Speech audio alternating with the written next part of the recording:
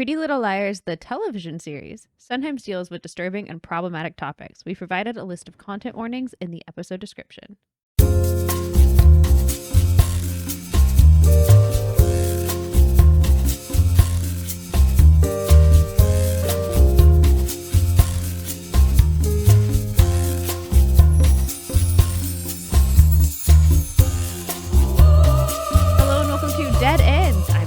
I'm Brenton. And I had to update the content warning on the fly because you didn't change it on my script. Oh, God, I didn't. It's okay. I'm a pro. Yes, you were.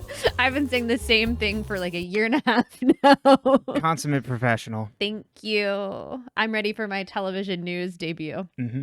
Which is, you would have seen it in the episode title, but we're back. We're back. We're back to the show. Thank the Lord. Or whoever you believe in, whatever you believe in. If you don't believe in anything, just be thankful. Yeah. A little gratitude. That's what I'm practicing today. Absolutely. Because it is so much. Yeah, it's just like it's going to come up with the notes and the summary, but like, good God, this moves so much faster. And it's so much more fun. Mm-hmm. You're like, oh yeah, Caleb and Hanna have a drinking problem? Like, love it.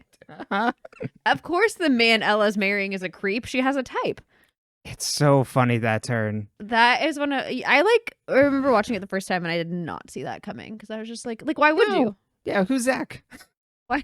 We don't care about Zach. No, it's just like Ella and him are going to get married and it's fine. Yeah, they're in Iceland. Or no, they were somewhere else.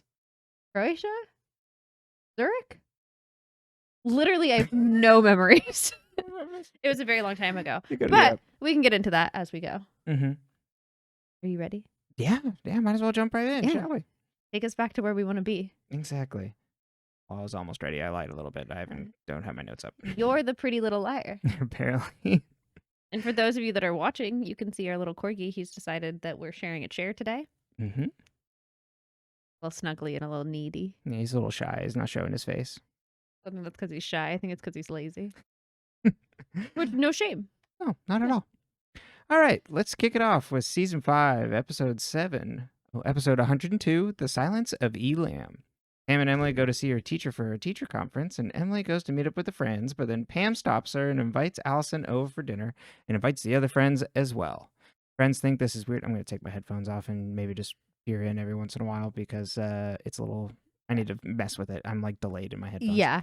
The friends think this is weird. They were all invited, and Allie is also suspicious since Pam is a planner. She doesn't do things off the cuff. Allison agrees, and Hanna gives Allison a tone like, "Oh, great, yeah, we'll go along with you because you're in charge." Allison stops Emily as the rest of them leave and asks Emily to walk her home after school. Allison is wearing a scarf to cover her bruises from being choked. Oh yeah. Question: do you want to take those off all the way? Is there any way that's picking up on the audio? I don't think so. Okay. Or was it scraping? You did scrape a little, but then I didn't know if the audio in this would pick up on the microphone. Oh, I don't think so. Okay. I just didn't want to have to redo it. No, it's fair. It's fair. Safe than sorry. Yeah. Okay. Okay, so in some recap that I had to remember is like Allison was attacked in her home by some sort of hooded figure. In like the last episode. Mm-hmm. And Emily saves her. Yes, Emily saves her. Caleb's back in town scarred from his time in Ravenswood. Where he learned things about his family that we're never going to learn. No. I mean, he is somehow connected to his Uncle Raymond and people died. That wasn't his Uncle Raymond. Oh, wait, sorry. That was Miranda's Uncle Raymond. We don't learn anything about Caleb's family. You're right. His dad got the house, remember? Oh, God, right. It ended with his dad moving to Ravenswood and getting the house. We'll never know. We'll never know. Uh-huh. Because, you could go back to listen to Ravenswood episode. Save yourself the pain. What else I would do going Ravenswood on? again before I would read the books.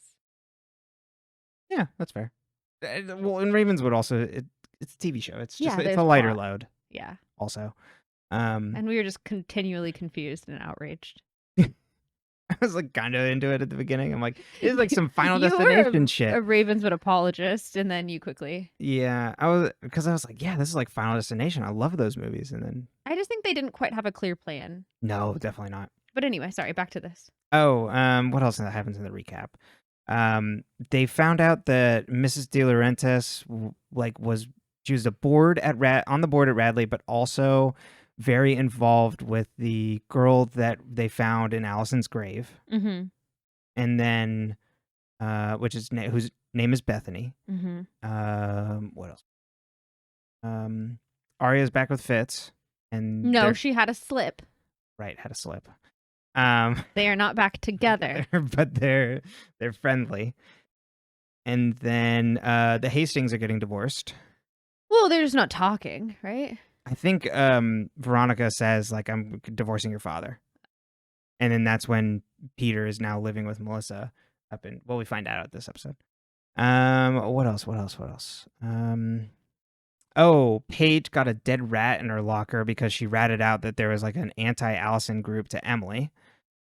And then we learned that Jenna and Sydney knew each other. Yes, and they went and met up with Mona for nefarious things. I think that's all the kind of prior knowledge that, other than the other 4 seasons of knowledge, but at least the catching everybody back up to where we were. All right. So they're in the bathroom, and Alison is wearing a scarf to cover her bruises from being attacked. Sydney comes out of one of the stalls and introduces herself to Alison. Sydney then tells Emily about the dead rat in Paige's swim cap, and sounds like Paige didn't come to school. Emily stops Mona after this and asks, like, what do you know about this? And Mona's like, oh, are you telling me about, like, the rat in Paige's, like, swim cap? How awful. That has a boy written all over it. Emily then calls out that she has a folder with Noel's name on it, and she's like, he lent me his notes. Caleb reads Swamp Thing alone at a table. Hanna comes over and asks why he's there, and he's like, I'm here to take exit exams. And then he asks what's going on with her because she tried to eat 3 of his fries at once. She tells him about going to Emily's for dinner, and Caleb's talks about that, like, aren't you, like, trying to get away from Alison? And is like, I don't want it to get in a custody battle over my friends. And he's like, well, you always have me. Arya is now volunteering at Radley, and Eddie Lamb introduces himself, and Arya acts all weird toward him, and he's like, I feel like we met before. And she's like, no, I don't think so. Caleb is signing in for testing as Alison comes in. They have a menacing talk about her disappearance and the friends, and he calls her a tornado. Arya's helping in a painting class at Radley and includes the drawing. Because they also found a drawing of Bethany's that is Mrs. De Laurentiis in her yard, and there's like a monster like next to her. And so Arya includes this in the example prints for the students at Radley to look at. One of the girls is like, hey, you stole my drawing. And then Bethany, we find out, was her former roommate. Her name is Rhonda. Spencer sees Melissa's home. Peter is at Melissa's apartment while Veronica files for divorce. Spencer puts together that Peter wants to sell the house. Melissa then has a garbage bag that she's trying to get rid of, and Spencer weirdly bugs her about it a bunch, and inside finds a dead rat. What are you expecting to find in garbage? I think because it smelled funny. Yeah, it was just like, why are you hassling her? There's a lot of things to hassle Melissa over. Like, I get it, but like, why why die on the garbage bag hill? Caleb goes to Hanna's, and Hanna is demanding Caleb tell her what he said to Alison because Alison called her mad. And Caleb's like, I got a 6-pack of beer and I ditched the test. And she's like, well, you got to go now. Spencer arrives at Fitz's to get his spy equipment. He has a ton of shit, and she's like, I forgot how enthusiastic you were for watching things. And to hide his, those are all his, resources. Right. Because they want to hide all his shit because they don't want it to be, found if his apartment gets searched. There you go. Okay, thank you for that needed context that I completely missed. I was like, oh, he's missing information. I didn't get it at all. There was one conversation when you're taking notes that you were like, oh, this is about... I don't even remember what you said, but it was like you were inferring a completely different conversation. Mm-hmm. It was Sydney talking to Emily, and I'm like, I just need to start at the beginning. Fitz is worried about Eddie Lamb. Because Eddie Lamb also reached out to Fitz, and Fitz knows Eddie Lamb through his investigation / book he was writing. And so Eddie's pointing him toward Radley. Okay. Mm-hmm.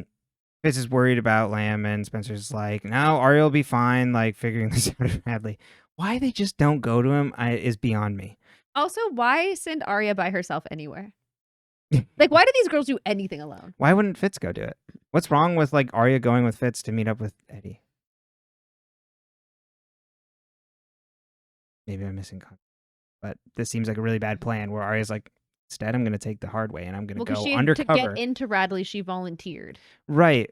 But don't they want to know what Eddie knows? And Arya's like, I don't know you. I don't think she did. I don't know if Ezra had contact information for Eddie. Eddie had his number, but did he have Eddie's? But they go to Radley. Arya could have been like, hey, like, can I talk to you after work? My boyfriend wants your number. Yeah, beyond me. These don't matter. I don't know. Yeah. It doesn't matter. I'm getting too hung up on this. Mona, so if you start thinking too hard, honey, you lose the magic. Exactly. Fitz is worried about Lamb, and Spencer reassures him that Arya will be fine. She has to borrow a camera, and he says yes. Mona stands outside the broken Kavanaugh. Oh yeah, the Kavanaugh house got blown up. Yeah, that was at the end of one of the last ones we watched. Mm-hmm. Mona stands outside the broken Kavanaugh house. Oh, the 100th episode, I believe. And then Emily sees her. Emily threatens her for going after Paige, and Mona's like, what do you think I am, an amateur? Fitz and Spencer put away his equipment in his friend's shed. He didn't want to write the story about the friends. He actually wanted to write about his family. They bond over their shitty families, and Spencer tells him about using the camera to spy on her sister. He says maybe we should put down the puzzles and walk away, and she's like, when you figure out how to do that, let me know. Rhonda from class sneaks up behind Arya and touches her hair. I like that you called her Rhonda from class, not Rhonda from like Radley. It was class from Radley. Yeah, this is art class. I just wouldn't have. Rhonda from school. Yeah, Rhonda from class, art class. The art school with the padded walls, and then none of the walls are padded at Radley. It's just the bars on the windows. Yeah, she sneaks up behind Arya and touches her hair. She says, where did you get that drawing? She gave it to me. Arya gives her the picture, and Arya asks why Bethany gave it to her, and then yells that she's not a thief. Or Rhonda yells at her that she's not a thief. Lamb then comes in to see what's wrong, but Rhonda doesn't say anything, and Arya texts Emily that she'll be late for dinner.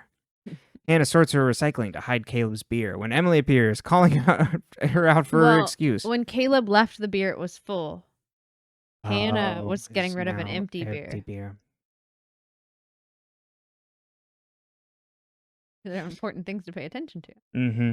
Well, I mean, the beer falling out of the locker is pretty obvious. It's Caleb's. Oh, yeah. I can smell you from here. Emily appears, calling her out for an excuse, and says it can't just be my family and Alison tonight. And it's like, well, I hit my Alison limit today, and it's too much being with her. She asks what's going on between Alison and Emily's like, well, she's just being really needy lately, and Hanna agrees to go when Emily rudely tells her to brush her hair. Okay, but I mean, she needed to brush her hair, but don't need to say that. She's doing you a favor. Yeah. Arya looks in Rhonda's room when she hears Rhonda yell about someone taking her shower stall. Arya hides under the bed. As Rhonda comes in and gets on her bed, Arya looks up and sees Bethany's name carved into a book hidden underneath. Alison is having a great time with Pam. Hanna arrives and Emily goes to help with her mom. Alison asks if Hanna talked to Caleb and that he's just trouble. Hanna sticks up for him and Alison says, make sure you're doing the right thing for everyone. Hanna's asking if she's telling her not to see Caleb. Hanna then grabs a bottle of vodka from Pam's bar cart. Why Pam had a bar cart out to greet Alison and Hanna. It's so good. Beyond me. And there's sodas. On the front porch, right? Uh-huh. It's sodas and then this bottle of Sky or whatever it was. Yeah. Like New Amsterdam or something? Yeah, probably. Is that a vodka? Mm-hmm. Okay. Couldn't remember. Arya goes... It's been a long time. Been out of the game. Arya goes to leave Radley when Lamb stops her. Lamb sees the book in her bag and asks what she's looking for. She's like, I gotta go. And then Lamb calls Fitz. At the Friends Fields family dinner, Hanna insinuates that people set themselves up to have bad things happen to them. Emily says she doesn't know what she's saying, and Hannah's like, Hanna says what Hanna means. Alison gets sad and self-critical about her disappearance and telling that her friend, can't believe I told my friends not to say anything, and it was so hard for them and all that. And Hanna says, you're just the special one, Alison. Hanna then chokes on a bit of vodka, and Alison and Pam clean the plates off the table, and Emily then looks in her glass and finds out that she's drinking vodka. To which Hanna replies, I had to have something to wash down all the bologna we had with dinner. Good one. Yeah, it's pretty good. Arya and Spencer look through the book, and they see the page that was ripped out with Bethany's drawing. It was the last page in her notebook. All the other pictures seem normal, but then toward the end of the book, they see drawings of specters and goblins and ghouls. They see a picture that looks like a woman falling off a roof. They find another picture of Mrs. De Laurentiis with horns. There's another one with her eyes gouged out with liar written all over her face. They think Bethany was on the roof with Toby's mom. The Mrs. De Laurentiis photos go uncommented on.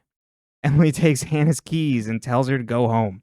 Hanna then goes to the brew when Sydney introduces herself. She invites her to sit for a minute since Hanna smells like alcohol. Spencer says Melissa is taking her dad's side and yells that she doesn't understand who Peter is or who Melissa is. Melissa's like, we shouldn't be mad at each other. Parents shouldn't stop loving each other either. And Spencer's like, this is all about lies, not love. What really happened with Alison and what happened to Bethany. And Melissa's like, you're right. Sometimes people do things they regret, but it's still about love. Melissa leaves. Spencer spies on the backyard with the camera that she got from Fitz. Sydney asks Hanna about the Kavanaugh house blowing up. She says it sounds like a lot of people have beef with Jenna. Hanna says, I think... it's like, says some snide things about her, but then is like, you know what? I think we were actually just fighting with her and fighting someone else's battle. Mhm. Sydney asks if she ever wanted to make up with Jenna, and Hannah's like, well, after New York, it was too late. I mean, not New York. What was I saying? She covers better than that, but She doesn't really cover, does she? She just keeps talking. I think she's like, well, after New York, it was too late. Yeah. It was like something like that. Yeah. Sydney offers to give Hanna a ride home, but when Caleb walks into the... oh, wait, sorry, I skipped over a scene. Ham tells Emily that she wanted Alison over tonight since in hindsight, it seemed like Emily liked Alison as more than a friend. She also then tells her that she still has friends in the police, and the story that Alison told them has problems. You saved Alison once, but you don't have to keep saving her. Damn, on a roll tonight. Well, and Hanna said that Pam saw through Alison's bullshit. I didn't write that down. That was one of my favorite. And then Hannah's right. When Hanna storms out of the house with Emily. Emily cuts her off. Always listen to Hanna. Yeah. Okay, wait. We're so close to the end. Believe Hanna. Believe Hanna. Boy, now more than ever. Sydney offers to give Hanna a ride home, but when Caleb walks into the brew, Hanna declines. Caleb walks over and Hanna tells him she was kicked out of dinner. He wants to talk about their relationship and says he's been on the fence about her since he's been back. He's like, well, all this time away, it made me question a lot. I learned a lot about my family, me, and the world. Hanna asks if he still sees her, and he's like, of course. And she's like, let's start there, and they make out. Spencer watches the camera, but there's no activity, but suddenly there's motion, and Spencer sees Alison in her backyard. Emily leaves Paige a voicemail about the rat in the locker and apologizes for getting her caught up in the middle of all this, and then asks her to call her. Emily gets an SOS text from Spencer. Arya goes to meet Spencer when Fitz is at her door suddenly. He asks about Eddie, and Eddie called to him to meet up that night, but he never showed up. The friends, minus Hanna, look at Spencer's video and see Alison's dressed differently than from the dinner. They all receive a text. Hanna then comes in late, but didn't get the text. They show Hanna the a text, which says, New York, New York, it's a hell of a town. Allie's keeping secrets, maybe because of Hannah's big mouth. In the A scene, a gloved hand opens an envelope for Pam that's for Ella and Zach's engagement party. A then reseals the envelope. Not as exciting of a thing for A to open, I guess. Yeah, it wasn't like the most exciting. No. Are we ready for questions? Yeah, let's do it. Why? Well, we know why Emily's mom wanted to have dinner with all of them now. Well, she wanted to have dinner with Alison. Right. To see what the holes in the story. Exactly. It's like, well, you liked her more of a friend, so I wanted to bring her in, but also she's trouble, Emily. Yeah. Don't you want to see how she's trouble? Which Alison is just the worst. The worst.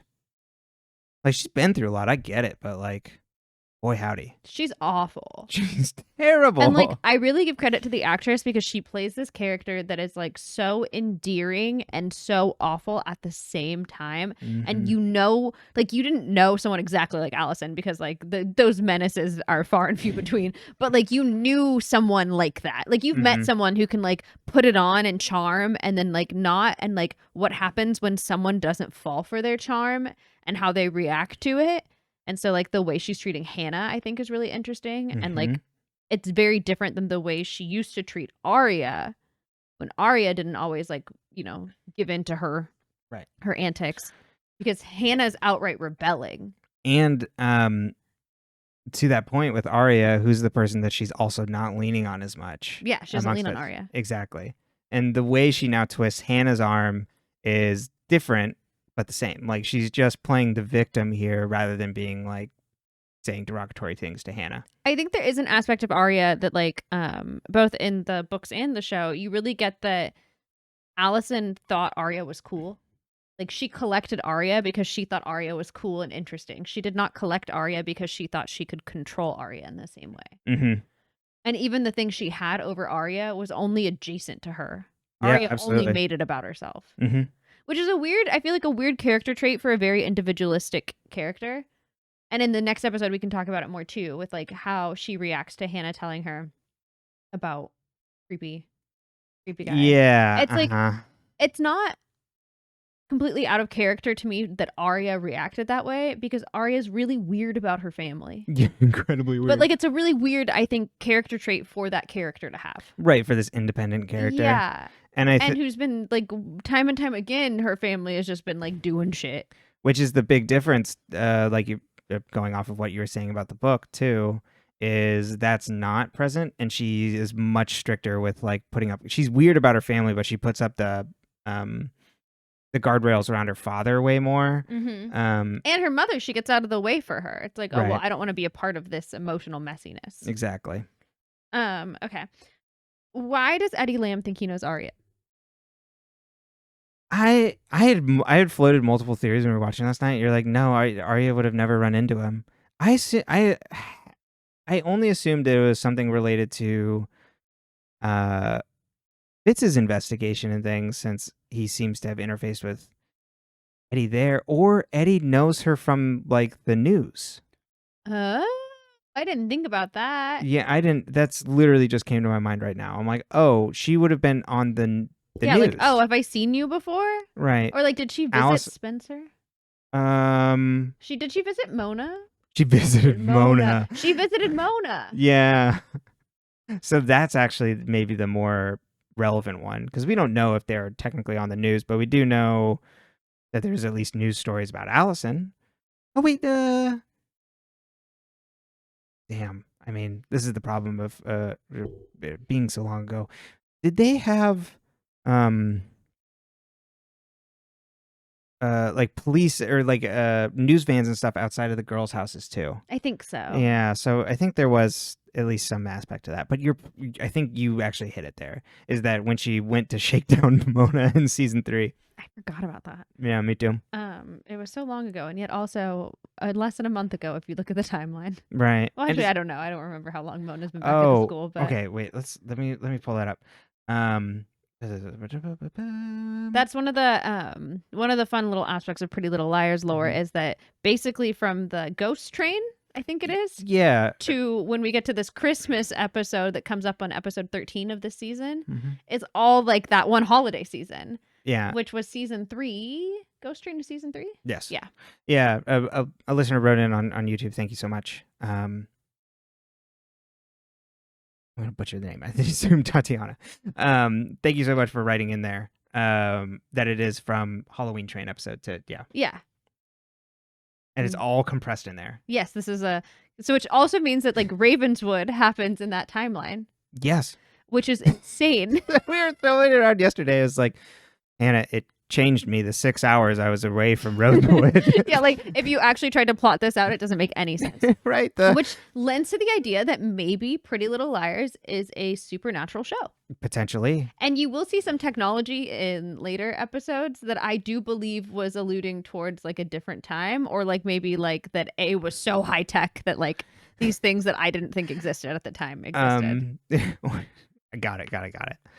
So it's like it's tech things that should look like future things. Yeah, they look kind of like, I feel like it looked like the screens on The Expanse when they'd like big, like that sort of thing. Yeah, like the big Minority Report. I don't remember, but yeah, like if I remember correctly, that's what it was. Oh, like it looked good stuff. Big and funky, and you're like, what the hell? Mm-hmm. Anyway, back to this. Yes, just that timeline's insane. The timeline is insane. Hanna, the Veterans Day weekend I spent in Ravenswood. The one school holiday I had off. Yeah, why do you even enroll in school? Anyway. Yeah, good God, so much happened in that time. Why did Eddie Lamb drop off the picture? Ezra. Oh, why like pointing around? I think he's trying to solve the mystery of like what happened to Jessica. which was another thing. Or was it took what me happened until to like Toby's mom? Is he trying to like tell them what happened there? Or what happened to Jessica? Or both? yeah, I say Jessica because she's the one in the picture. Because if it was Toby's mom, you'd rip it out, and I don't think he would know that Fitz has a connection to Spencer. That's true. Yeah. So Well, but what if he knows he was interviewing him for the book and he knows what the book was about? Oh, that's fair. But why? I guess fair. he might not know that Toby was with. No, but Spencer went there. Eddie Lamb knows a lot. Yes, he does. Eddie, we need This to is why talk. we did. They should have talked to him. This is again bringing up the annoyances with this show. It's just like you're dancing around it. And I know what you're doing, show. And Eddie just happens to suddenly disappear. This is also a problem with the books. Like, don't get me wrong. I started the fourth one, and Hannah's in a coma, so it's like, of course, like because it's after she gets hit by the car. Where it's like, okay, of course, we don't know what happened there, and then all the friends are separated again, and I will say that's like I said this while we were reading the book. What I love about the show is the idea that like these girls are so close that they're basically sisters. Like that's how I read like the scene where Emily's like, "Go brush your hair." Right. Or exactly. like when they can be short with each other and they're mad at each other, it's still like a sibling relationship. I read it that way. Like they truly are sisters. Whereas in the book, you're like, do these girls know each other? Yeah, they hate each other. Yeah, they met once. They were friends for a little bit, and now they're like, I hope she's the killer. She's the killer. She's the killer. Yeah, it's truly like you were.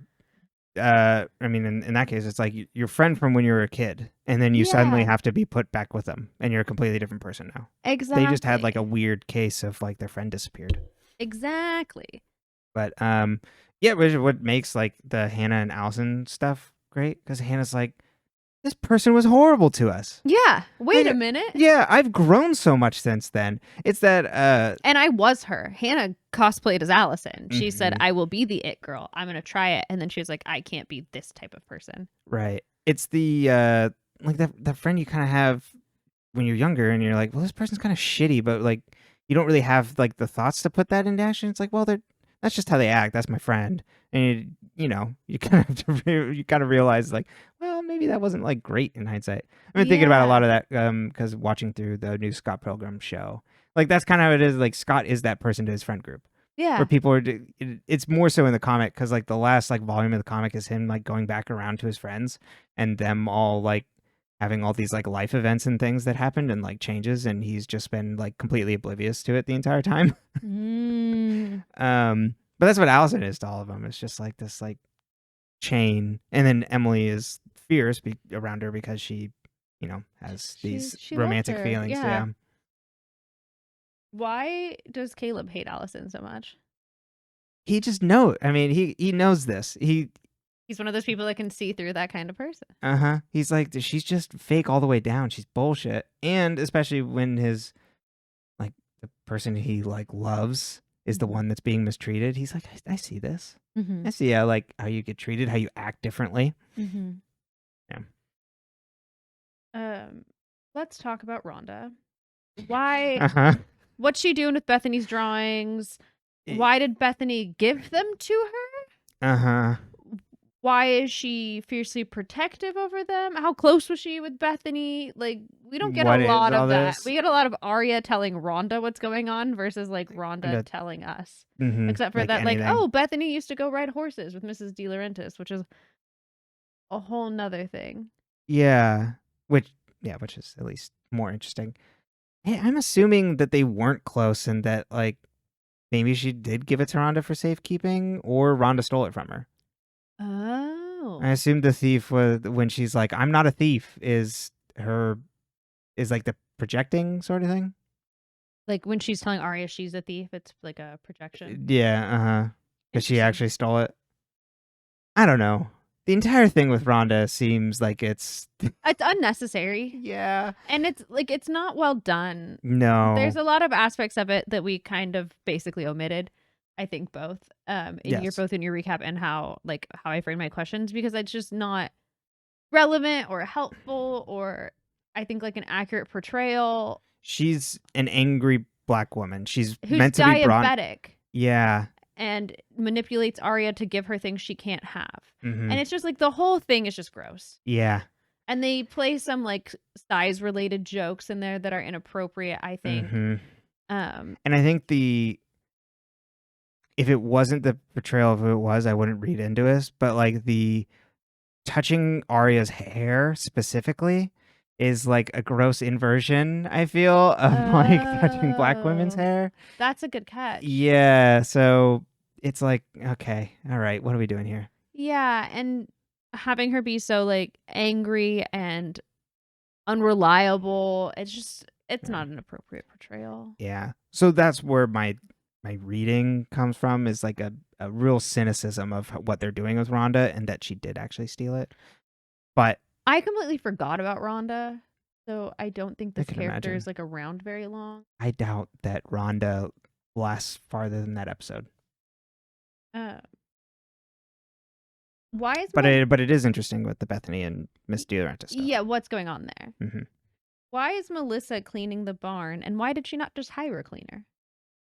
Don't they have money? Why is Melissa cleaning the barn Why herself? is Melissa taking out the She's staying in mousetrap? it, I guess. Why is she not just staying in the house? I mean, would you want to just stay in the house when you can live in the barn? Would you want to clean Dead mice? barn? Yeah. Dead rats. Yeah, I wouldn't want to actually live in the barn if there was dead rats. Yeah, you won't catch me cleaning in the... Isn't that interesting? What was up with? There was something up with rat poison recently in the show too that I've since forgotten. Is that when Spencer finds it in the shed? Yes. That was a while ago. There was some sort of connection. And when she makes her study buddy come do gardening with her. Yes. Andrew, who every episode is like, still with that boyfriend? Oh, damn. We haven't seen Andrew though yet. No? What is... I think it was a red herring. Yeah, okay. Oh, they thought there was rat poison in how someone died, but then it wasn't. It was that their medication got switched to the high for Mrs. Yes, D. it was Miss DiLaurentis. Her high blood pressure medicine was switched with low blood, or the opposite. I can't remember. Right, yes. Okay. But yeah, it does seem awfully suspicious. Is Caleb ever going to tell us what happened in Ravenswood? No. It's so funny. He's just talking around like... Because he doesn't know what happened. I'm changed. How do you think you act that scene? Like, do you think they had to tell him some sort... Like, what happened with this family? What's the narrative he's telling himself to do that scene? All right, Tyler, it's you're changed and you're scarred and you're drinking now. Go. You're drinking to cover this up. But we are in my favorite aesthetic, which is Hannah's all-black drinking girl era. Mm-hmm. We got. We were going into our grunge phase a little as a society again. We were coming back to like the Yeah, like Caleb has like the patchy facial hair too, and like the short hair up top. He's looking edgy. Yes. I really like this aesthetic for both of them though. I think it's fun. Oh yeah, absolutely. Also, it's funny because I know like we're supposed to look at it and be like, teen drinking's bad, but you look at these two adults who are obviously like, and the way we all did our hair and makeup at that time did not lend to the you still look young. I guess even now people like on TikTok will be like, Gen Z looks older, and it's like they're just wearing more makeup. Yeah. Like it's when you wear more makeup, you look older, and it doesn't matter when you're young if you wear more makeup to look older because you are young and you still look kind of young, but they still look over 21 young. And conversely, looking back at like photos of like kids and teens in like the 80s and like 70s, that's not an abundance of makeup. They just look old. They look like adults. Yeah. Weird. Completely distracting though, but it is really funny that it's just the dangers of teen drinking, and it's... Well, honey, you know the actors in Grease weren't actually teens, right? Wait, what do you mean? John Travolta was like 16. Wasn't old That's at what all. I think of it like, because didn't they make that in the 70s, 60s or 70s? Yes. I don't remember when Grease came out, but yeah. And they were in their 30s, weren't they? Most of them were well in there. Like, yeah. This was the tail end of a Riverdale kind of aesthetic. Absolutely.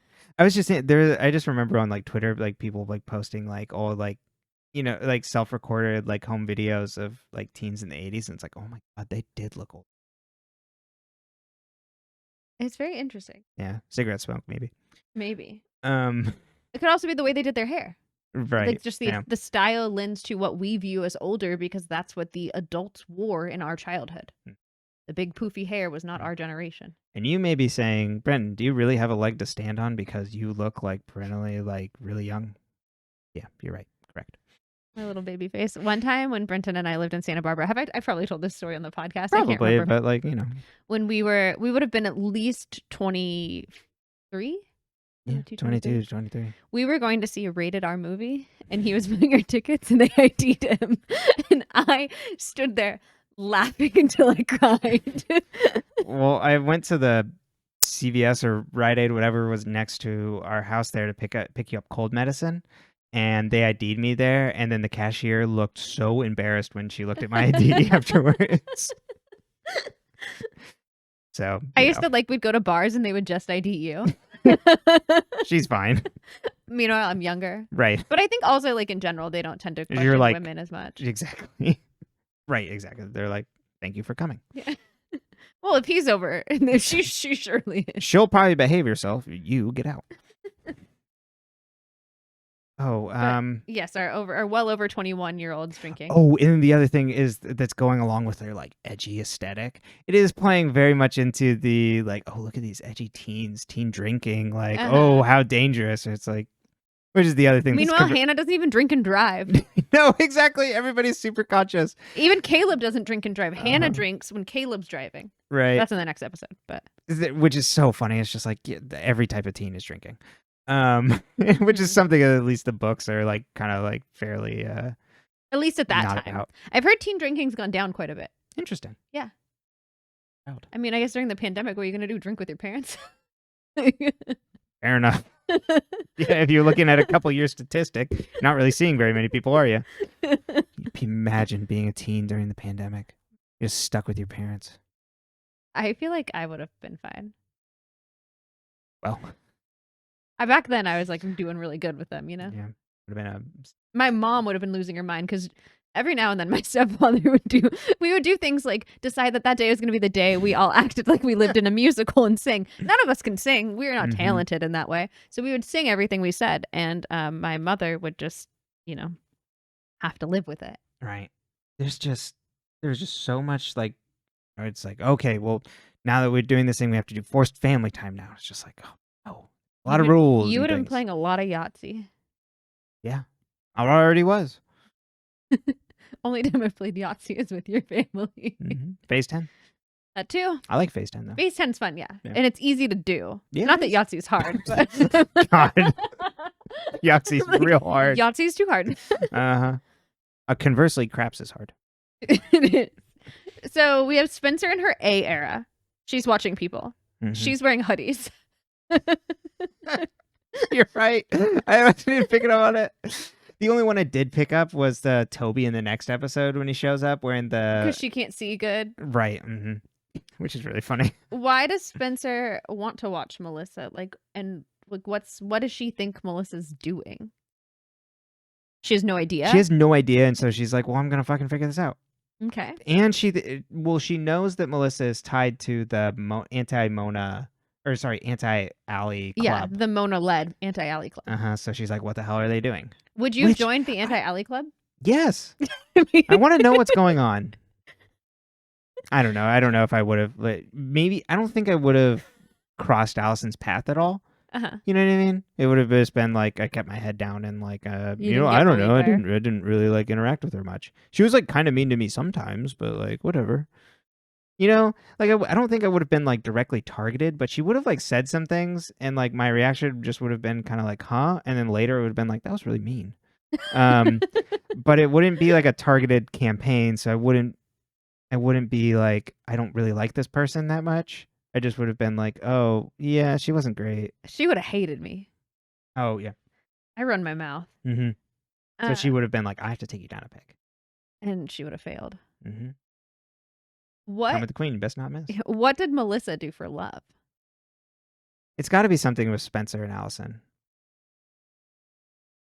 That's what I think this all comes back around to, is they're somehow connected to the Bethany thing, is what like Peter did. I don't know if it's like covering up because they thought Spencer did something. Okay. So that's what I think. It's like they're covering up because they thought Spencer did something. And that's why she's like, well, I don't think Melissa did anything. I think Peter did something. Interesting. And she's like, I understand where Peter is coming from. Our Father. And the like I understand where he's coming from. It was like best for you, but I'm not going to tell you, sort of thing, because that's Okay. how the Hastings operate. And then like many episodes down the road, we're like, well, they should have just said this from the beginning. What does Mona know? What does Mona? I'm so glad to have Mona back. Me too. I love Mona. Mm-hmm. Mona's the best, especially in this, where she's like, "I'm not a fucking amateur. You think I'd put a rat in there?" Yeah, why would I do that? Ew. Yeah. Uh-huh. Gross. I could do so much worse. What does Mona know? I think Mona at least has suspicions and is like, they probably killed Shauna. I think Mona's pretty on the money there. Like, and knows that at least that Alison's whole thing is like absolute bullshit. But I think that's probably where it ends. Is Mona working with Jenna and Sydney? Mhm. Yes. Okay. But I think It's a hashtag collab. that's right, exactly. They aren't like the partners on the original channel together, but they're doing a collab. So it's like, you know, if something happened to come up around Jenna and Sydney, it'd be like, well, God, like, I'm so sorry I worked with them. I didn't know they were like this. Mm-hmm. Not that like I was partners with them. I'm distancing myself now. Yeah. So it's like there's those things I just that they did one both video with them. I didn't exactly. know. It seemed harmless enough. Not even have to do a crying apology. No, exactly. But maybe a notes app apology. Yeah, and just to like let 'em know. just a cut. Like, yeah, it's not even an apology. It's just like a, hey, here's where I stand on this. I had no idea. Exactly. I'm so sorry. Their words hurt you. Right. My channel does not stand for that. Okay, let's Targeted harassment, on the other hand. let's talk about that is Mona's vibe. Let's talk about Ezra for a minute. I'm sorry. Who? Ezra basically tells Spencer, I didn't even want to write about you guys. I wanted to write about my family, and then I decided to be a stalker because it was easier. It was so much easier for me to throw money at the problem. What? Like, that was money and time. They wanted to create like a connection between those two characters, and I respect that. And I think there was any other way. So unhinged. Spencer's like, He couldn't have been like, I've ridden a horse too. Right. Like, just that Spencer goes along with it, like, yeah, families can be pretty messed up. I think what did he do to you? He's referring to the fact that he stalked you and dated your friend, one of your best friends. And it was so much easier and had known your missing best friend. Spencer, it was so much easier to manipulate you than like try and like process feelings. Men would sooner stalk women than go to therapy. Yeah, they do. Uh-huh. That's not even a question. That's just what they do. Yeah. Yeah. Why doesn't Arya tell Eddie what she's looking for? Why does Eddie call Ezra? Why doesn't Eddie show up? Me at the TV. Eddie, why doesn't Eddie show up? Like all the Eddie. Yeah. Why doesn't Eddie show up is the big question. Someone took out Eddie. Or he's like, I had a flat tire. Who took out Eddie? It's $1 million question in it. I would assume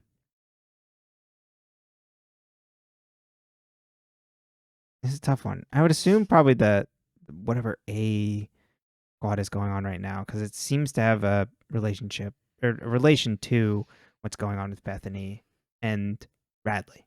So it's like he's gotten too close. He's going to divulge too many things. He knows too much. Yeah. So we got to hit him with a car.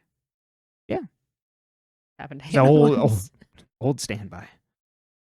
Hanna being so done with Allie is chef's kiss, is so me. Yeah, absolutely. And Hanna says what Hanna means, as you said. It's 10 out of 10. So good. It's very Elmo. That's what I thought of. I thought of Elmo. 10 out of 10. Favorite part. Hanna talking to Sydney. Not her best move. No. Sydney's not at all. playing them all. Yes. She's playing them all so well. And we as the audience know, which is an interesting kind of switch for Pretty Little Liars. Totally. We don't usually know that people are working against our core 4 or 5. Mm-hmm. No, I like it. I do too. Excuse me. She does well with like Hanna, but she's not doing great because she does okay with Hanna because Hannah's just like had a really shitty night. Yeah, and she's just rambling. But then when Sydney tries to press Emily, it's the most like sledgehammer way, and Emily's like, "Wait, what do you mean?" Yeah, I thought you said because Emily's been playing this game for 5 seasons now. Right. So she's like, Which I know has only been like a year and a half if you look at the timeline. But these last 3 weeks have been felt like so elucidating. I mean, Shauna died last Tuesday. Just we'll get to that when we get to that. But I do like knowing that Sydney is trying to play them all. Why is Emily's mom warning Emily that Allie is a bad egg? What, that was the phrase I used that's not always in my notes. Bad egg. She's a bad egg. A rotten egg. The police are onto her. Yeah, and what does that mean for Emily? The squeeze is on. They know that the girls are covering for her in some way or another. And Pam probably doesn't go that like, oh, my Emily wouldn't do that. It's more Pam is under the understanding that even at the very least, she's like, I need to protect my child. This is gonna roll downhill. You need to start distancing yourself from her now. Caleb, 3 brownies to go. That was what he got at the brew. Yes, he did. That was he goes into the brew and he just gets 3 brownies to go. Stack of brownies. We love a girly telling Caleb what she needs, like from her relationship. We love Hanna being like, you know what? You've been wishy-washy. Yeah, you're hot, you're cold, and he's like, Travis, and she's like, he's gone. He's been gone as of like 3 minutes ago. Right. And he's like, well, I learned a lot about my family and me and the world, and I wrote any boy after trying psychedelics. Absolutely. I learned so much about the world, man. Bro. I learned empathy.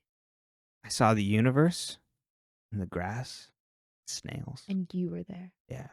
And I was there too. And I we're see all you. Connected. Yeah. But we're more connected. But we're all connected. Have I told you about ayahuasca? Hanna then kisses Caleb. How do we feel? Yeah, great. And then when they're like, it's like really bad vibes in the next episode, but like I like that they're back together. It's like, all right, cool, good. Yes. As it should be. Yes. I think that if they're going to tornado, they need to do it as a duo. Right. I think if you're going to go down, you go down together. Yeah, they just go down to the drinking cabin and they're like, yeah, we're going to watch TV and drink beer. What's going to happen with Paige? God. The rat in her locker. Emily tells her she loves her, but then she covers it. I think there's going to be some love triangle stuff come back up with Paige. And then Paige is going to have probably an unceremonious exit. Well, I think that's a given considering, you know that the actress then they were like, we love you and you have a problem and you need to go get help. Right. During was it this season? Got it. I don't remember. And last but not least, is Allie in Spencer's backyard. See, I took that as completely innocent because didn't they used to do that across each other's backyards all the time going home? A cut through. Yeah. But maybe she was meeting with Noel and coming back home. Oh. Yeah, also like Allie's so scared, but then she's out alone at night. Wild. She's not playing her game very well. No, for absolutely someone not. who kept herself away for so long, it's really like, I don't know if it's supposed to be for us that she obviously doesn't have a firm grasp on the strings, or if it was she's just been very lucky up until this point, Right. It does seem like, yeah, you've been very lucky. All right, that's what I have. Or yeah, maybe just now she's like, it's like unraveled. It's going too fast. That's what I have for this episode. Cool. Any other thoughts? No, nothing for this. Perfect. Season 5, Episode 8, Episode 103, Scream for Me. The friends are at choir practice, singing Christmas hymns. Alison is in the hall talking to Detective Tanner, who is asking about Shauna and why she even moved up to Rosewood, and if Alison ever tried to contact Shauna. Alison is wondering why the police aren't investigating what happened to her mom. The other friends think Tanner was trying to make a point to the rest of them and saying that they're next by interviewing her at school. Hanna told them all about what she said to Sydney, and everybody's mad at her. Especially Arya. Arya goes to warn Fitz, who's out of town. They look at Alison's songbook, which has all the A's circled in red, and they find a note from A that says, glad to hear you're singing. Last time you were all choked up. A beer can falls out of Hannah's locker. She says it was Caleb's. The friends then ask if Hanna apologized to Arya, and Hanna says she left a message. Ella is at the school to drop off invitations for her engagement party when she sees Arya out front. She asks Arya to be her maid of honor. Ella asks her to come to the bridal shop that afternoon, but Arya is like, "Oh, I gotta volunteer Radley." She then gets a call from Fitz and is like, "Ella, can we or Mom, can we do this another time?" And Ella's like, "We'll figure it out later." Emily talks to Sydney in the locker room. Emily thanks her for helping Hanna sober up and that she called Emily and said, let's go back to New York, but we've never been to New York. Isn't that so strange? Sydney asks if they made the team made the offer to Emily. And Emily's like, what's going on? And Sydney's like, oh, well, the team took a vote to make you assistant coach. Emily's like, I don't know. I'm busy. And Sydney's like, oh, okay. Hanna calls Caleb, who forgot that they were having lunch together. Hanna then says she'll call him later. Alison comes over and Hanna apologizes for the other night. Alison asks to crash at Hannah's house, and Hannah's like, well, I'll ask my mom. Spencer shows Toby Bethany's drawings, and Toby's like, oh, this isn't over. We got to figure out, what's going on, happened to my mom, and I'm going to find out from the inside. Toby enrolled in the Harrisburg Police Academy. I have been waiting for this shoe to drop since the day you became a Spoby girly. Yeah. Since the day you were like, I love Toby, and I was like, me too. You're about to go on a journey. And then I was like, oh, when Toby's Brenton's gonna chef's kiss. It's gonna be so good. And then I was like, but he doesn't know the worst. Oh, it's awful. This is the worst turn. We do. So thanks to this particular career change, we will get one of arguably the strangest, funniest, not actually funny, but funny extrapolated scene in Pretty Little Liars because of Toby's career. You will get a good scene because of this. It'll be a scene where you go, oh my God, why is this happening? You're not going to like the portrayal of what it is and how it's done. Oh, but boy. It's going to give us a lot. Okay. Like you and I. Not really the plot of the show. Okay. You and I will get a lot from it. Okay. It will make this podcast good. But just, unfortunately, ACAB now includes Toby. Mm-hmm. Well, not yet. He hasn't enrolled. But it would at the end of the episode. I mean, if you've got intentions. Yeah. Spencer is upset about this, and Toby's like, wouldn't it be refreshing to have someone in that building who cares? Toby, it's the entire institution. Yeah, what are you going to do, babes? Mm-hmm. Oh, yeah, you writing up a traffic ticket. Really going to solve this case? Arya looks around Radley for Eddie. Arya looks around. It's too true. Toby's got parking lot duty again at Hollis. If I can find out who A is, I could give him a speeding ticket. Arya looks around Radley for Eddie. A nurse tells her that yesterday was Eddie's last day. She shows Arya into the day room to help. Arya then goes around and puts the book back under Rhonda's bed. Rhonda walks in and asks if she was looking for something. Arya's like, I was just putting back your sketchbook, and one of the nurses told me you hid it. Rhonda then stops her from leaving and says, I can forget I saw you here, but it'll cost you. Hanna comes home to Alison talking to Ashley about her kidnapping. Ashley then tells her that Alison's going to stay with us for a few days. Ashley tells Hanna, it's like, oh my God, when Alison's out of the room, it was so upsetting here about all that. She has no support system, that girl. Hanna's like, well, I'm not staying for dinner. I'm going to help Caleb study. Arya hands Rhonda soda and chips. Rhonda then asks about the sketchbook and why she's so interested in it. And Arya's like, well, it's Bethany was found in my friend's backyard.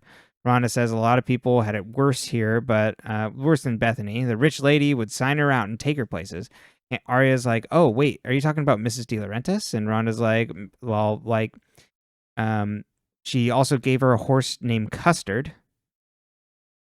For those not watching on the video, Herman turned around and Emily had to move out of the way.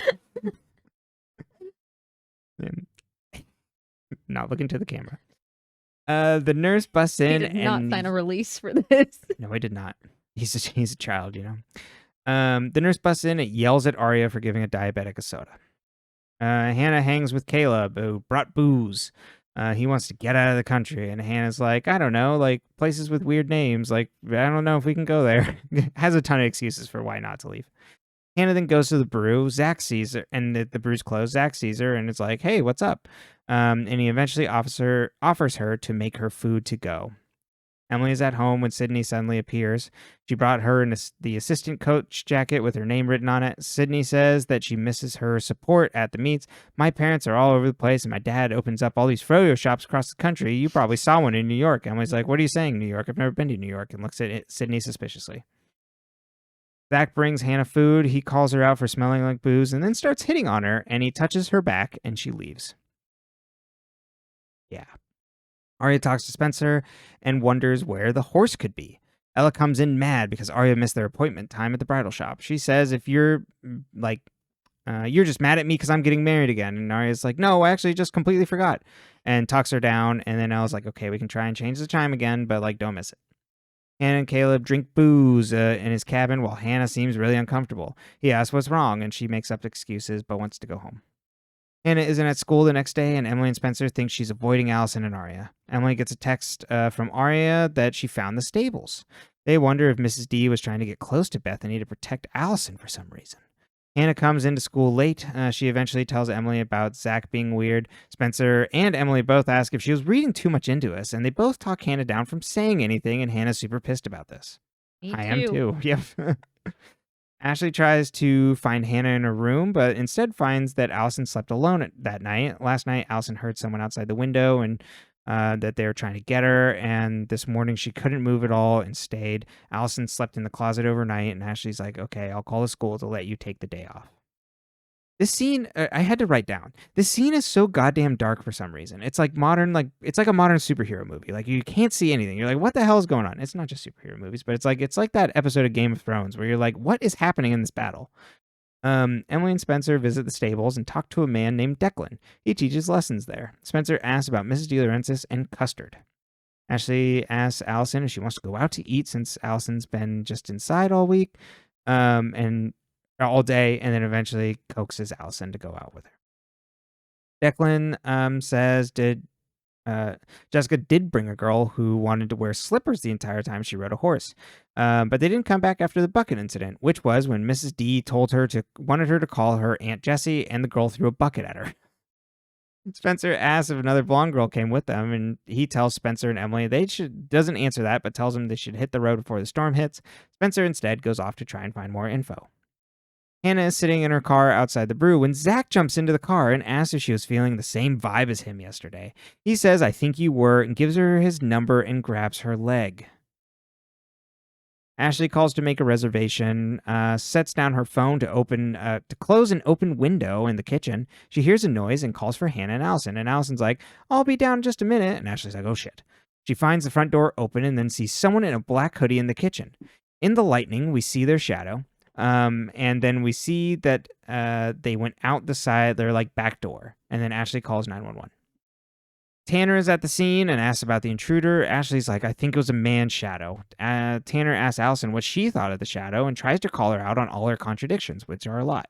Ashley then yells at Tanner for coming after Alison at all. Hanna visits Arya's house and is like, Tanner, you should just be solving the case, not questioning Allie. Hanna visits Arya's house, and she tells her about Zach. Arya asks if she kissed him, and Hannah's like, no. And Arya acts like a wild jackass and is like, you're the problem. You were probably drinking, and I can't believe you're trying to do this when Mom's trying to get married. It's always your fault, and yells at her. Spencer and Emily go into the stables and find Melissa's helmet. Emily finds that they're locked in the stable suddenly, and the horse is freaking out and bucking against the wood, and Spencer apparently gets kicked in the head by the horse. We don't really see what happens. Hay gets in her eye. I can't figure it out. Yeah, she gets hit by something. It's really hard to see, and then the wood slat for the stable door breaks, and they run out. Back at home, Toby visits Spencer. She tells him about going to the stables and finding Melissa's riding helmet. Toby says he's so tired of feeling powerless, spoken like a true cop, and that's why he's joining the force. She called him over to tell him she's sorry about being mean about him being a cop, and if being a cop will help him solve this, well, then by golly, go do it. Arya looks at Zach and Ella getting along, and Arya tries to step away to go upstairs, but Ella's like, well, stay, watch a movie, and they both coax her into it. Emily can't reach Arya, and they're at Alison's as she's packing things up. The cops brought her here are there on her request, and Spencer comes in upset at what's going on with Alison and all that. And Allie's like, oh, I told Noel to break into Hannah's house because I needed an adult on my side and to help people to stop questioning me. That's normal, right? Yeah, absolutely. She's a very normal girl. Mm-hmm. We then see in the A scene pictures of Alison, then girls in horse riding gear and a glove. And we, as you point out, this is Spencer's room. Mm-hmm. And they take off a cushion off her red chair in her room, and there's a secret compartment inside. Spencer. That is actually pretty fun that there's been something under Spencer's nose the entire time. I presume this is Melissa. Perfect. Okay. Is it legal to interview minors without adults at the school about things that happened? I just can't Totally. imagine that whole thing is legal. Didn't Wilden get reamed on that? Yeah.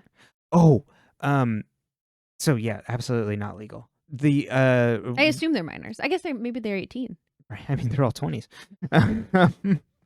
They're all doing Jump Street. I wanted to say, from reading the beginning of the fourth book, Wilden is like wildly competent.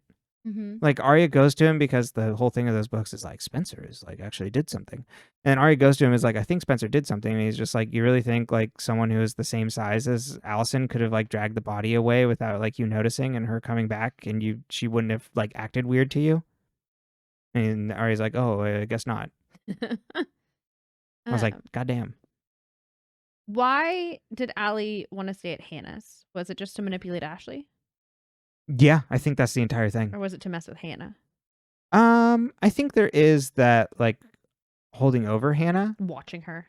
Well, yeah, I guess there is that, but I think it's like there's a place to stay, but also I think it's the wider thing is manipulating Ashley, because I think we find out with I assume that the shit with the closet sleeping in at night was completely phony. Oh yeah. I assume so. Mm-hmm. So yeah, I think she's like, I think I can have a sucker here in a way that like Pam didn't, where she was like feeling out Pam. Yeah. And she knows that Pam's connected to the... Oh, well, that too. But I was also thinking that Pam wouldn't fall for her as much in the same way. More suspicious. Mm-hmm. And she's like, I think Ashley could. I need a different, I need a powerful woman on my side, but that'll buy my bullshit. Exactly. Why would what happened with Bethany and Toby's mom and Mrs. D? What was Mrs. D doing with Bethany? It seems like that she was trying to be okay. It's like, it seems like it could be like almost like a twin plot with Alison, because Bethany was also a blonde and looked like Alison. Basically, if you're a character on the show and not Emily, Arya, or Spencer, you're a blonde and you look like Alison. Well, I mean, except for the other friends that were friends, the other reflective friend group. Oh yeah. I assume, it's like, was this her child that she somehow like gave up or like adopted? It's the call me Aunt Jessie instead of calling her mom. Mm-hmm. Seems intentional there, and that she's like trying to treat her like a daughter seems strange. Mm-hmm. And would also maybe explain the violent reactions of like, well, no, the violent reactions I think comes directly from her covering up what happened with Toby's mom. Uh-huh. And I'm wondering more and more if that's just like straight negligence from the staff. But and then Jessica just covering it up. So okay, backpedal. Forget I said anything about it being mom. I think she's trying to like butter her up because she knows things about Toby's mom. Okay. I respect that. I would think that it would be like some sort of like almost like medical malpractice like happening at Radley that led to Toby's mom like killing herself, which I think, which is where I'm at now, that Toby's mom did in fact kill herself, and Bethany like seeing what happened is just like, I can't believe what this like place is doing, and then seeing that Jessica covered it all up is like, oh my god, this person's a monster. And then Jessica being like, oh, I'm just like your friend, I'm your aunt. You don't need to like say anything. You don't make a fuss. I got you a horse named Custard. A pretty good name for a horse. Yeah, that's a good name for a horse. I mean, I don't know any horses personally. I don't either. I feel like the ones at the racetrack have like more like complex names. Well, they're and I would know. I go to the racetrack all the time. I was gonna say, in our almost 10-year relationship, you spent so much time at the racetrack, so much that it's almost none.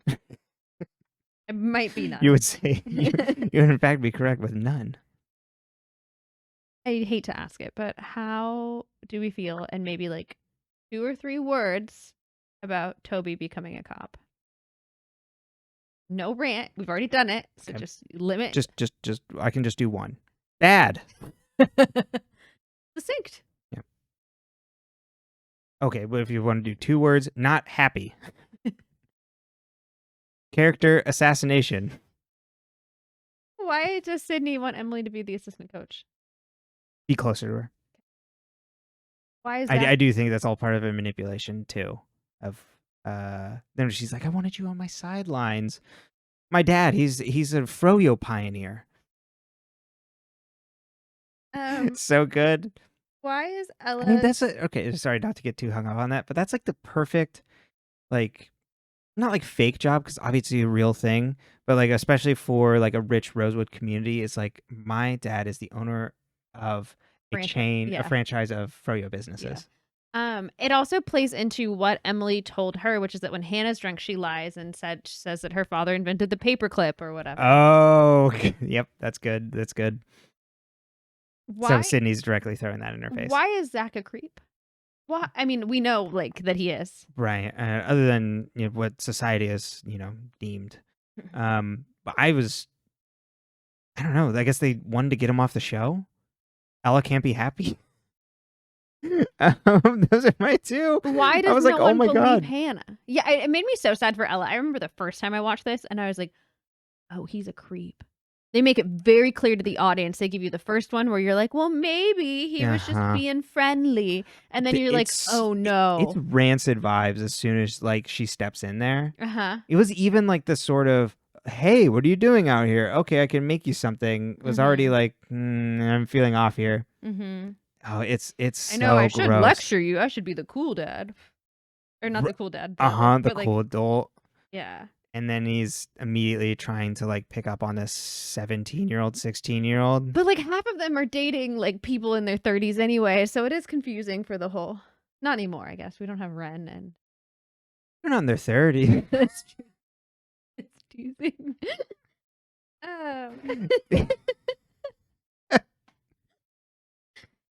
Did you just become an Ezra apologist? No. Jesus.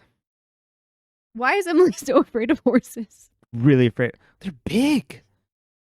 They'll fucking kill you. It was really funny, like just how on edge she is that entire visit. It's just like horses, big. They're clopping around. Do they just let him do that here, Spencer? What does Melissa have to do with Mrs. D and the horse? Melissa's helmet. Oh right, Melissa's helmet is there. Maybe her and Mrs. D just love going riding together. Cute. Yeah, I am assuming that's like a why wouldn't Melissa go riding there? Maybe because I know in the books like they have their own barns, so like I don't know if maybe that's not where they keep their horses, or else Spencer probably knows where they keep their horses. Right? So she's got a secret horse. Because Spencer has a horse, right? And the horse will be a very important plot point in the very last season. Oh my God, really? Yeah. All of a sudden you get this whole, and like if you're like me and you watch the show through the first time while it was airing on television, you don't remember that Spencer had a horse. No, not at all. Or you didn't think she owned one. You're like, sure, she goes and rides horses, but like this isn't like what was Allie's dog that hasn't disappeared, that has run away? Oh, I forgot. Yeah. Yeah. It'll come back. Spot or whatever is just gone. It was not Spot. No, it was much more. It was like a human name. So just purely coincidental, Melissa's out there riding horses? Or maybe it's a similar thing where it's just like, Jessica, you want me to keep a secret about you? Or Jessica trying to butter her up in the same way. Maybe she's running the same playbook. What's hidden in Spencer's chair?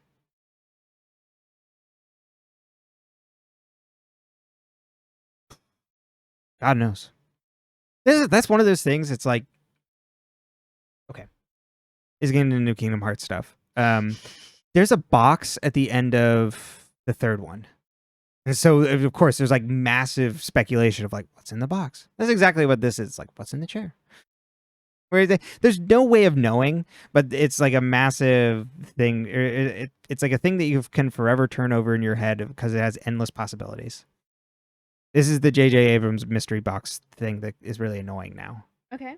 This is like entire storytelling. It's just like you show them the box, but you don't tell them what's in it. Will the girls stick with Allie? Yeah, but they're gonna be like, guys, I feel really bad about this for a while. I mean, there's gonna be a schism at some point. Led by I think Emily will pull away. She's Ooh. going to do something that breaks Emily, and that'll be what kind of breaks the camel's back for everybody else. It's like, oh, she lost her number one soldier. There we go. Those are all my questions. Oh, but to loop back around on nobody listening to Hanna, awful. Yeah, nobody listens. Nobody listens to Hanna. No. Oh, it sucks so much. Like, especially in this instance, they do such a good job of Hanna just being incredibly rattled by this. Mm-hmm. Which makes... Yeah, she's not telling Haleb. Like, that's how freaked out she is by it. Yeah. And then... Yeah, I mean... Unfortunate, like, storyline to go through, but, like, you know, the friend's not... Like, no one listening to her or, like, believing her that this, like, adult man in her life... Or not really even in her life, yeah. That is, like, making advances is absolutely horrifying. They do a really good job with that. Even if it's like a thing that just comes out of left field, story wise. Like I get, like, of course, like, you know, as those things do, though. Exactly, that's what I was thinking. It's just the plot implications for this for like Ella. It's just like, is it necessary? Yeah, I know. Did they have to kick her again? Yeah. And do they also have to kick Hanna again? It seems like they have enough to be like the friends don't want to listen to Hanna right now without adding this extra thing on there. So I'm a bit of two minds about it, but I think they're at least doing it well enough. Yeah, they're telling like a realistic story. Yeah. It's infuriating to watch it happen, but like it does not feel like it would not happen. Yeah. Does that make sense? Absolutely. All right. So if you give me a minute. I'm a little rusty here. Oh, yeah, you don't even have your slides ready. Wow. He takes a couple weeks off. He's doing a different thing, and now he can't be prepared for class. Really not prepared. Oh, no. Hold. Okay. Do. Oh, we got. So, how's everybody's holidays going? Good. Glad to hear it. Nope, not that one. Okay, we gotta drag this over here. Yeah, no, we had a great Thanksgiving. Thanks for asking. And let's step into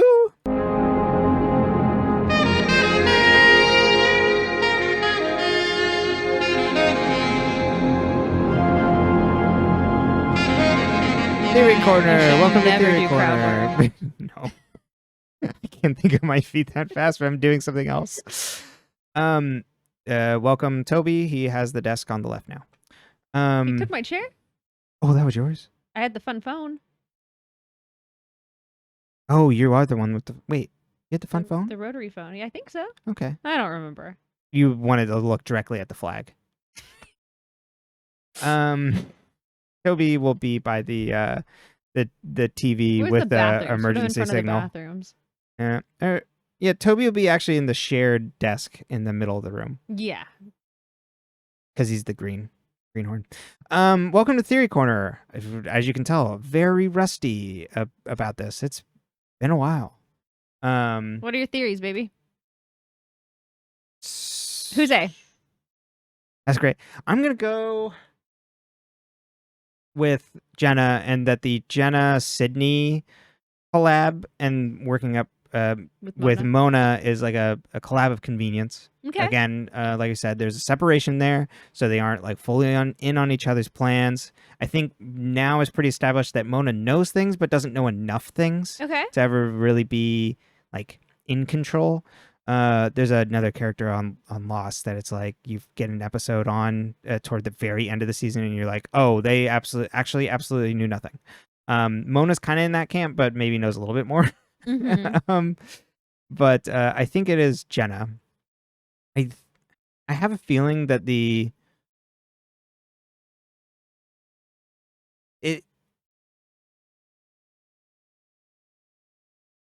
I'm of two minds about if it's going to actually pan out, that it has anything to do with Radley and the Mrs. De Laurentiis thing. Okay. Even though it seems awfully suspicious about like how Alison was buried alive, like similar situation, whether it's just being like maybe a copycat there, and that it's going to be two completely separate tracks. Okay. Or it could be revealed that whoever A ends up being was connected to Bethany, was like a cousin, friend, confidant that they were friends with. Maybe that's what brought Jenna to Rosewood in the first place. That's how we're gonna retcon it. It's like something completely like that I could see happening. Okay. Where just retcon why the Kavanaughs are even there, and it's related to Jenna and Bethany were good friends, and then whatever happened with Bethany is why she like decided to get revenge on Alison and Jessica. Okay. Yeah, I think that's my best going theory now. Or whoever it ends up being. Like, it doesn't have to be Jenna. Like, I think it's because it's a mystery show like that. You could swap out anybody else and the show can just immediately say that, like, oh yeah, they had this like secret backstory. Just knowing how these things go. But I think it could be something like that. If it does connect the dots there. I'll still go with that Toby's mom, that it was a like some sort of medical malpractice thing, that they were not helping her, that maybe someone was even like kind of coming after her, that made her, eventually like actually kill herself. And Bethany's anger at this is what drove someone to come after her and put her in Alison's grave. Okay. And I guess the Jessica thing being buried there is actually, I think, instead of burying her where Alison was, it's burying her where Bethany was, and it's connecting those two. So instead of why is it reminiscent of what happened to Alison, it should be why is it reminiscent of what happened to Bethany. Okay. Whew. It's a short one, but I feel like that was more... That's your vibe. That's your summary, baby. Yeah, that was more put together than a lot of these theory corners. Yeah, maybe you needed a fresh perspective. I know. I needed a break. You needed to come in rusty. Yeah. Oh, cool. All right. Cool. Well, see you all next time. Bye-bye.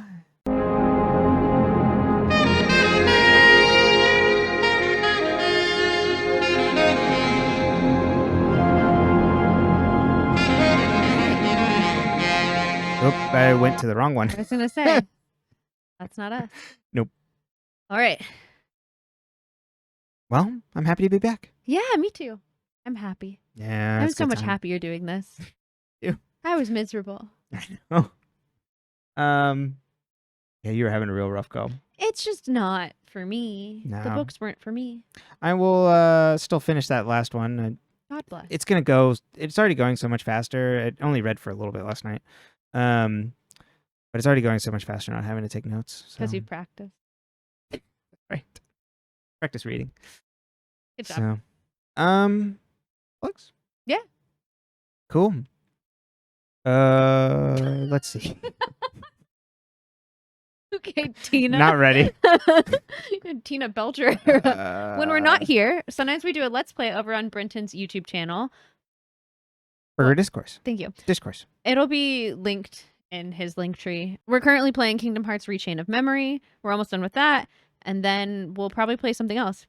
Yeah. And then we'll do the next Kingdom Hearts because I like the regular games, but the card game version is not my thing. No, but we could take a break. I've got lots of ideas of other games we can play, and I got too many. Yeah. All my links are in my link tree. I post on my socials sometimes. I write, working on writing a book, Yeah. She's just chilling. She's She's vibing. chilling. She's just vibing. You can find this podcast on all your podcast platforms of choice at Dead Ends. You can also find this on YouTube at dead_ends. And you can also, if you want to, write us an email at deadendspcast@gmail.com. That's linked in all the episode descriptions, or you can leave a comment. If it's got a comments are very welcome. spoiler, make sure you put the For Emily in big letters in the subject line or somewhere. Yes, please don't put spoilers on the YouTube. Yes. Yeah, don't do that because then Brenton will be spoiled. Because we've only got like a couple seasons and a half here to go, so and I can make it all the way through. Any of the big spoilers. I'm very proud of myself. Yeah, so if we can make it all the way through, that'd be fantastic. I don't know if I have anything else to I guess who A is. I was like, what else do I have to There's pretty big stuff. Fun fact, do I know? What's going on with Toby's mom? Radley, Ms. DeLaurentis. This A reveal really took me, like, I maybe could have guessed, but I couldn't have guessed the story. Does that make sense? Like, the narrative would have never come to me. Okay. And I don't say, like, it's probably like a narrative that's been used in other things. I'm sure there's other things we could reference, but Right. I had never consumed anything with this narrative, so I was like, oh, interesting. "What is this?" Okay, interesting. Well, It gives cool. you nothing because Well, yeah, I wasn't no expecting mystery much, shows but except for Columbo and Murder She Wrote, Diagnosis Murder. mhm. So really, you write about it, or you're the doctor, or you go one more thing. That's all I know. Oh Well, yeah, and just in case you're wondering, Columbo is also a cab as well. But Columbo. is he really a cop though? Yeah, he a I mean private he's detective? no, he's a cop. Oh. He's a detective in the police force. Oh, thought he was private. But private, no. I always pretend like he's private, I guess. He just, I mean, he's never really like, at least in the ones we've seen, involved in the wider police work. But he comes in as like a cop on behalf of the department. But I mean, I love lots of TV cops. That's just how it is. Cop stories and mysteries are great. We love a mystery. Yeah, that's just how it works. Doesn't extend to real life. But So maybe you can love Toby. Maybe I can love Toby. I was just upset at the turn. And maybe with time, I was worried. I will heal. So right now, hold on, you gotta rank your Pretty Little Liars boyfriends. Oh, You got drunk Caleb. Well, it's number 1. Yeah, we got Caleb. We have, I guess partners, boyfriends and girlfriends. because I was gonna say that now includes Alison. Paige. Oh yeah, are you an Emerson girly? No, I feel like it has bad vibes because I get bad vibes from Alison. So then that extends to Emily. Emerson, I should say. Caleb's number 1. Welcome to the top spot, Caleb. Being a dirtbag, drinking your beers, and that's after going to Ravenswood. Man, he really came back for you. Yeah. Or Toby really fell from grace again. Toby fell from grace. A ranking number 1 of convenience. Well, You're very lucky, Caleb, that the rest of the field is hard to plummet. You can leave your current Pretty Little Liars boyfriend rankings in the comments if you want. I'm talking about like, well, I don't even think going back in time. I'm thinking of just like who they're currently dating. Yeah. Going back in time, I guess I'd have to think a bit more on it. Jake. Yeah. I love Jake. Jake. And Alex. Yeah, Alex. Alex liked to dance. Those brunette men really, really pulling it here, huh? Was Jake brunette? Yeah. I thought he was blonde. No. I knew that. All right. They all look the same, men. Exactly. I can't tell these honkies apart. Bye.